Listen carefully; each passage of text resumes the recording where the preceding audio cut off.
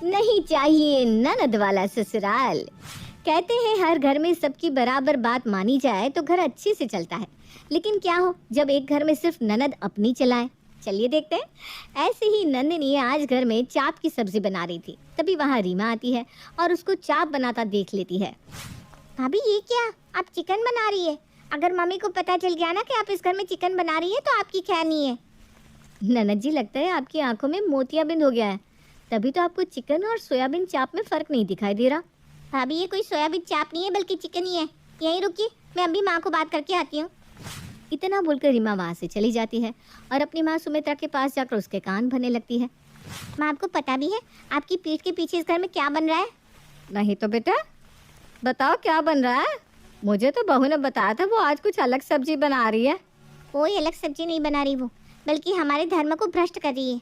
आज तक इस घर में चिकन नहीं बना, लेकिन वो महारानी इस घर में चिकन बना रही है। चिकन?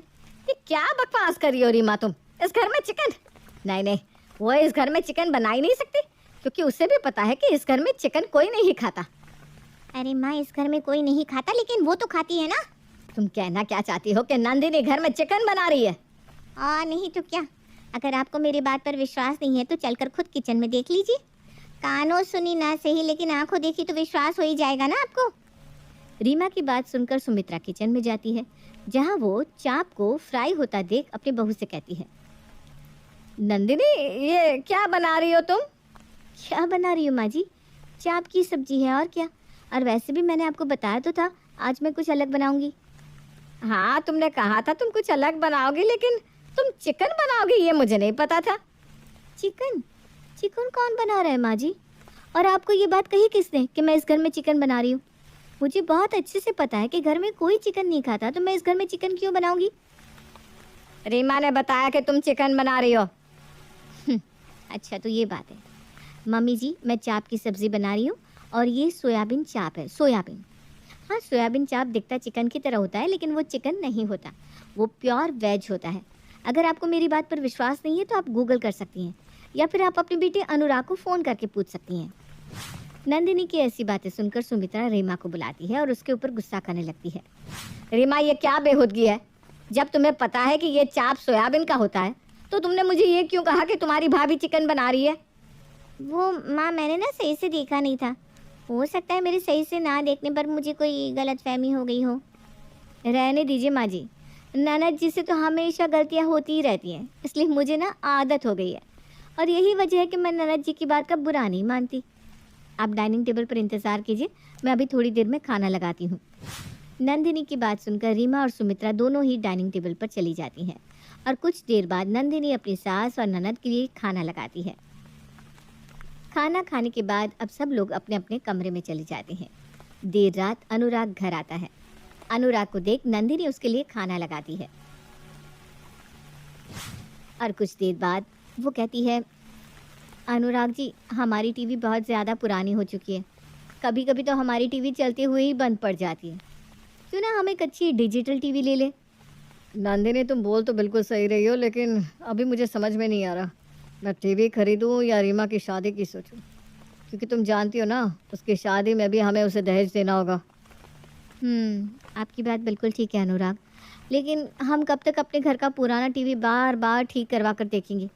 एक तो हमारे घर में वो छोटा सा टीवी, ऊपर से माँ जी को चश्मा भी लगा हुआ है। हाँ, तुम्हारी बात है सही, लेकिन तुम ये भी तो सोचो ना कि रीमा भी शादी लायक हो गई है, हमें उसकी शादी करनी होगी। वैसे भी मैंने रीमा के लिए एक रिश्ता देखा है, माँ से कल ही इस बारे में बात करूँगा। नंदिनी और अनुराग आपस में बात कर रहे थे, और उनके आपस की ये बातें दूर खड़ी रीमा सुन रही थी। अच्छा, तो मुझे इस घर से निकालने की बात की जा रही है। कोई बात नहीं, भैया माँ से शादी के बारे में बात करें उससे पहले मैं ही माँ के कान भर दूंगी। इतना बोलकर रीमा अपनी माँ सुमित्रा के पास चली जाती है और एक बार फिर अपनी माँ के कान भरने लगती है। माँ, आपको पता भी है आपकी बहू आपके बेटे के कान भर रही है। क्या बकवास करती रहती है रीमा तू, मुझे तो अब तेरी बात पर विश्वास ही नहीं होता। और भला बहू अनुराग के कान क्यों भरेगी? अनुराग मेरा इकलौता बेटा है और वो इस घर की इकलौती बहू, तो उसे उसके कान भरने की ज़रूरत ही नहीं है। अभी भैया इकलौते नहीं हुए हैं माँ, अभी मैं हूँ इस घर में, इसलिए मुझ पर भी ध्यान जाता है भैया का। और अगर आपको मेरी बात पर विश्वास नहीं हो रहा ना, तो आप खुद ही भैया से पूछ लेना कि भाभी इस घर में टीवी की बात कर रही थी या नहीं। भाभी इस पुराने टीवी को बेचकर नया टीवी लाना चाहती है, वो भी डिजिटल। उस दिन की बात से सुमित्रा रीमा की बात पर विश्वास नहीं करती थी। वो उसे अपने कमरे में जाने के लिए बोल देती है। अगले दिन अनुराग अपनी माँ से रीमा की शादी की बात करता है। माँ, मैं यहाँ आपसे कुछ ज़रूरी बात करने आया हूँ। हाँ बेटा, बता क्या बात है। माँ, अब रीमा बड़ी हो गई है, समय के साथ उसकी उम्र भी बढ़ती जा रही है, इसलिए मैंने उसके लिए एक बहुत ही अच्छे घर का रिश्ता देखा है। जैसे अपना छोटा सा घर है ना, वैसे ही वो घर भी है। एक भाई और 2 बहन। पर लड़का बहुत अच्छा है, काफ़ी अच्छा कमाता है। एक बार आप देख लो, फिर मैं आगे बात करता हूँ। बेटा, मेरे देखने से क्या होगा, रहना और पसंद करना तो रीमा के ऊपर ही है ना। अब वो इस शादी के लिए हाँ करेगी तो ही तो शादी होगी। हाँ, तो ये फ़ोटो आप भी देख लो और रीमा को भी दिखा दो। लड़का बहुत अच्छा है माँ, कमाता भी बहुत अच्छा है, अच्छी फैमिली है, और मैं यकीन के साथ कह रहा हूँ कि रीमा इस लड़के के लिए मना नहीं करेगी। सुमित्रा अब लड़की की फ़ोटो दिखती है। सुमित्रा को रीमा के लिए वो लड़का पसंद आ जाता है। लेकिन जब सुमित्रा वो फ़ोटो लेकर रीमा के पास जाती है और उस लड़के का बायोडेटा उसे बताती है तो माँ, लड़का अच्छा है, अच्छा कमाता भी है, मुझे लड़का पसंद भी है, लेकिन मैं इस घर में शादी नहीं करूँगी। क्यों ननद जी, आप इस लड़के से शादी क्यों नहीं करना चाहती? क्योंकि इसकी 2 बहनें हैं। आप समझ रही हो भाभी, 2 ननद। मैं ननद वगैरह को नहीं झेल सकती। मैं उसी घर में जाऊंगी जिसमें इकलौता लड़का ही हो। रीमा, 5 उंगली एक बराबर नहीं होती। और क्या हुआ अगर उसकी 2 बहन है तो? अरे आज है, कल नहीं है। भाभी, आपको पता नहीं है ननद कितनी तेज होती है। सास बहू के बीच जितनी भी बहस होती है ना, उन सबके बीच ननद का ही किया कराया होता है।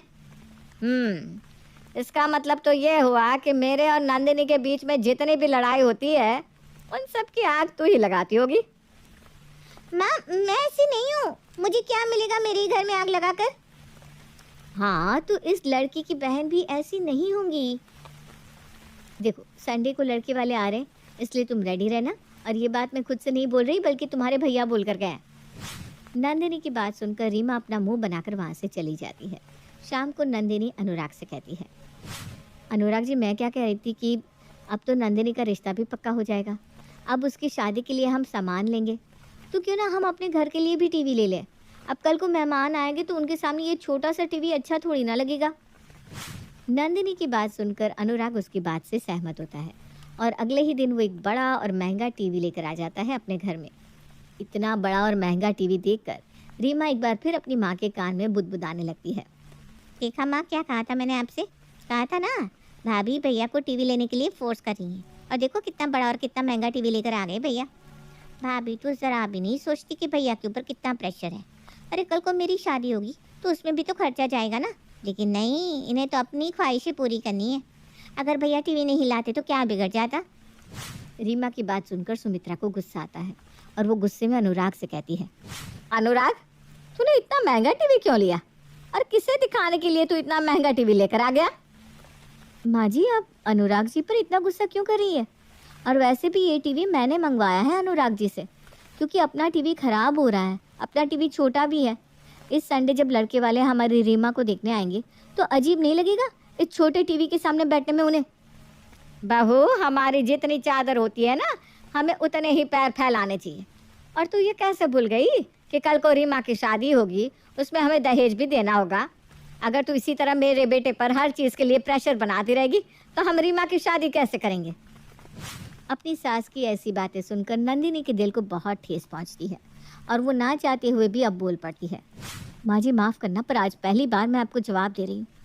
ये जो टीवी आप देख रही है ना, हाँ, मैंने अनुराग जी को कहकर मंगवाया है, उनके पैसे से मंगवाया है। लेकिन आप बार बार जो ये बात कर रही है ना कि रीमा की शादी, तो मैं आपको बता दूँ कि रीमा की शादी के लिए मैं अपनी एफडी तोड़वा रही हूँ। और ये टीवी मैंने अपने शौक के लिए नहीं, बल्कि इस घर की शोभा बढ़ाने के लिए मंगवाया है। अरे हमारे पास इतना बड़ा घर है लेकिन एक टीवी नहीं है। अगर मैंने एक टीवी मंगवा लिया तो कौन सा गुनाह कर दिया? नंदिनी के मुंह से ये सब जानकर रीमा और सुमित्रा को अपने कहे हुए शब्दों पर शर्मिंदगी महसूस होती है, जिसके बाद सुमित्रा अपनी बहू से माफ़ी मांगती है और रीमा भी अपनी हरकतों के लिए अपनी भाभी से माफ़ी मांगती है और चुपचाप इस शादी के लिए हाँ कर देती है। समय गुजरता है और गुजरते समय के साथ रीमा की शादी हो जाती है जहाँ उसकी एक नहीं दो दो ननद थी।